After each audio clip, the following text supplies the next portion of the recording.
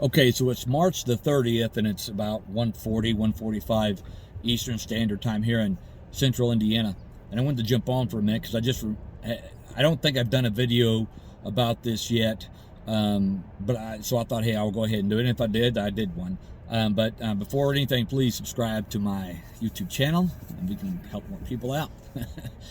I just want to talk about the impact of customers briefly, and the relationships that can come from the business customers that you have.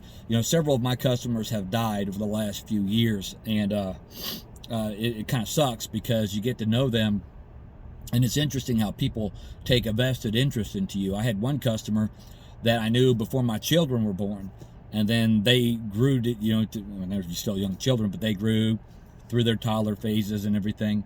And the customers would ask about them or whatever.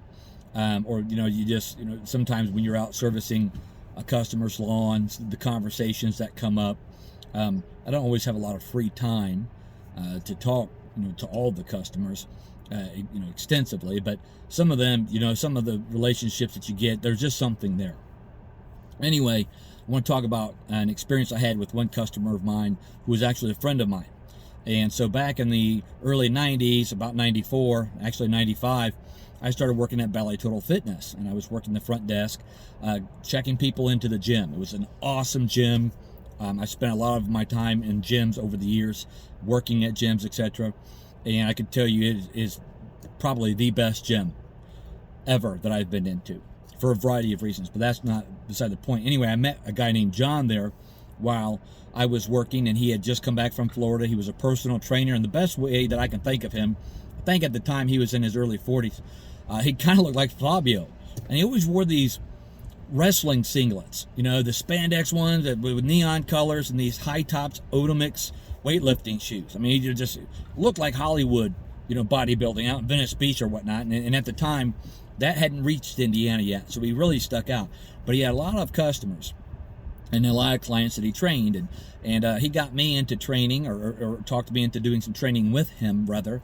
And I took a lot of what he taught me on to college. I left, and I hadn't seen him in many years. And then fast forward maybe 6 or 7 years ago, maybe even 8 years now, actually, I got to thinking about him, and I'm running my business now, and I thought, man, I went on the Facebook and did a search and connected with him and found out he lived 5 minutes away from me. Now, what's really interesting about that is when we were working together at Bally's, it was on the west side of Indianapolis.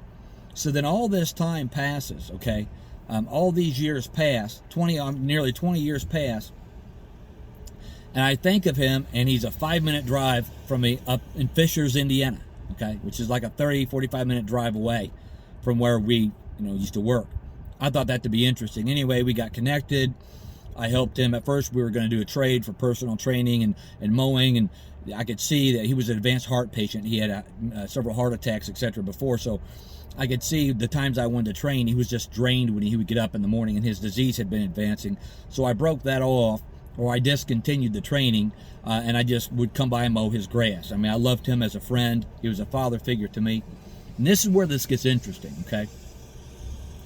So he died December the 23rd of 2020, which really sucked. It was really random. That was a Wednesday. On Tuesday, he had woke up that morning, and half of his body was paralyzed. He had had a stroke. His wife slept in a separate room, which is very common with older people, and he wasn't up at the normal time, so she went in to see him, and he said, hey, I'm just laying here. She's like, no, dude, you're not just laying there. I'm calling a doctor because you're not moving your left side. So he wanted to kind of talk her out of it, but she called. They took him in. This was during COVID-19, and shortly after he was in, he was out. I don't know really what, I can't think of off the hand the word that I want to use, but he was unconscious, and he was hooked up to a breathing machine. And within 24 hours, he was brain dead, and they pulled him off, and he died. So he died on the 23rd in the evening, I think around 10 o'clock in the evening. I loved John very much. He was a good friend of mine, and we could sit down and talk about Jesus or whatever, which so many people don't do today and don't understand, and they don't think about their actions. And I'm not saying I'm a perfect person. I'm a mess. But we had that commonality.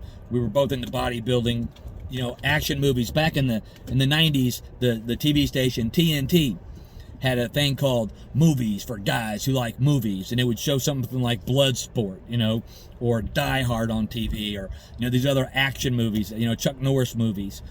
So anyway, but he died. I didn't get to go see him. I didn't even get to talk with him. He didn't have his phone, I don't believe, but he was unconscious. I couldn't go in and see him because of COVID-19. That sucked really bad. And I cope differently with death than many people. I didn't go to his funeral. This doesn't do it for me. But that was in December. So then come March, late March, early April, I get a random phone call from a guy. He says, hey, I've got a home that's vacant and it's on the market and I need you to go over. Can you go over and cut the grass for me? I said, yeah. Give me the address. So he gave me the address and nothing clicked. I'm like, okay, I wrote it down. And I punch it into the GPS, and as I'm going that way, I'm like, oh, this is John's old neighborhood. Then I look at it, it's John's old house, which John was renting from this guy. And I asked this guy, I said, man, how did you find me? Because there are all kinds of lawn mowing services. He said, I did a Google search and your name come up. So think about that. I had been cutting John's grass for several years, putting lawn apps for him, helping him seed, do mulch and all that kind of stuff. And then randomly, this works out, and I'm sorry because I'm here to pick up my kids. You can hear a lot of noise, but randomly it works out that this guy calls me, and it's John's, home. And of course, John had obviously he wasn't there. His wife had since moved out. The home was vacant. John had a basement, or that house had a basement. And he had a bunch of personal training equipment, like 30 pieces of equipment. It was literally a private gym. It was super cool, but it really got me to thinking, how the world works, and how things can really impact you.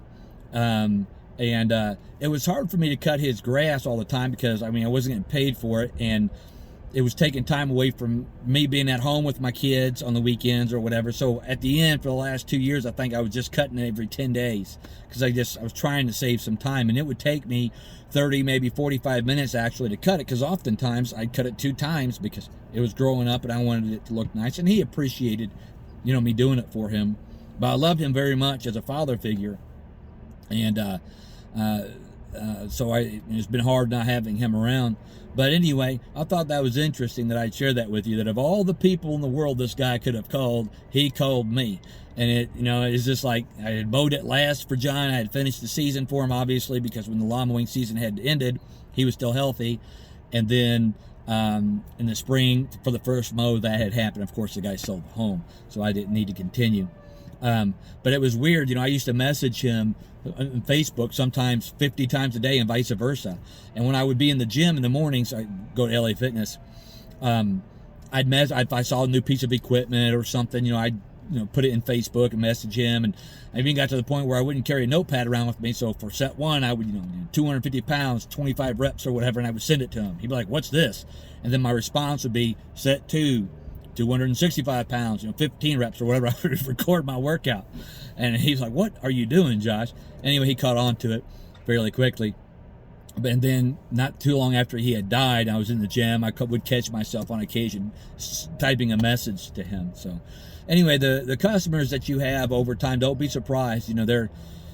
Some of them are going to be more than just a customer. They're a customer when it comes down to it. But I had one guy, he was so close. We became friends that he called me up out of the blue. Josh, I need you to take me and drive me up to the auto import store.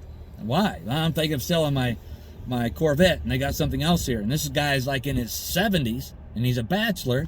And there's a young gal there at the front desk, and I get there, and he's hitting on her. He actually ended up going out with her. And then I had another guy, just real quick, that they knew the Simons really well, which were part of the mall or something. I think they're developers or something in the commercial real estate or something big anyway. And he had me start helping him on his lawn, introduced me to his brother, who's a very very successful business owner that owns spa boutiques. He's always going to New York or Chicago, it seems like, for business trips. Even had Leanne Rhymes stay at his house when she came to sing to Indianapolis, the 500 one year, several years back. His front doors, by the way, are huge to his house. It takes like 8 guys to carry one side of the door. But anyway, he would ask about my kids on occasion and end up giving me an old train set. He just came out one day while I'm mowing. He said, Joshua, I was thinking about you, and I got this old train set.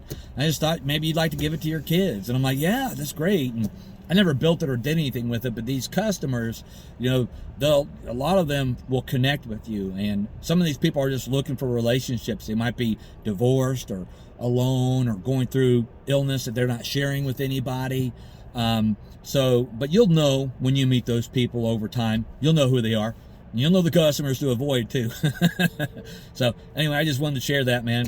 If you have the interest, you want to comment below about a relationship that you have with one of your customers, that'd be great. But that thing with John, man, that way that everything is connected, I wanted to share that with you. So anyway, that's it. Peace.